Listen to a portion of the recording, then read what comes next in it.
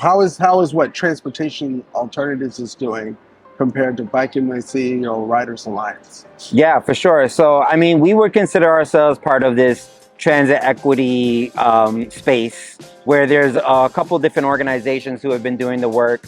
You know, some have been doing it from the planning and legislative side and, you know, working in the urban planning space for many years, like RPA is a great example. You know, they're over 100 years old. You have Bike New York that does a lot of advocacy, but their primary focus is bicycle education.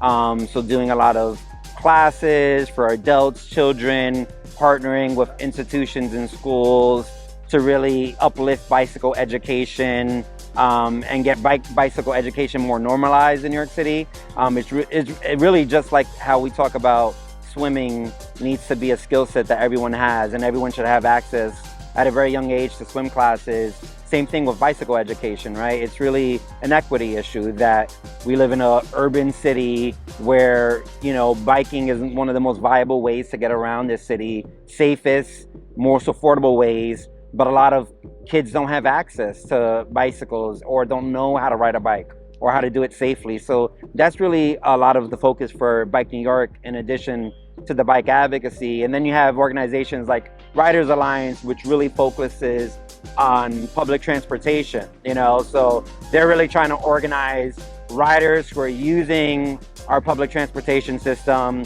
to better improve, you know, how that system is working from a grassroots end, right? So like we need more elevator access because this community has a lot of folks who, you know, live with disabilities or older adults, and we need to fight for this elevator in this, you know, at this train station, or we need a busway on this corridor because there's tons of traffic and people are not able to get around their community. And, you know, like Fordham Road is a great example in the Bronx. Fordham Road, nearly 80% of people use public transportation, walking or bicycling as their daily form of transit, but there's no busway on Fordham Road. And the bus, even though it's a select service express bus, it moves at 4 miles per hour. It's one of the slowest bus routes in all of the United States. So Riders Alliance really focuses on that. While at TA, our focus, we do a little bit of it all. So we focus on the public transportation, we focus on bike education, social rides,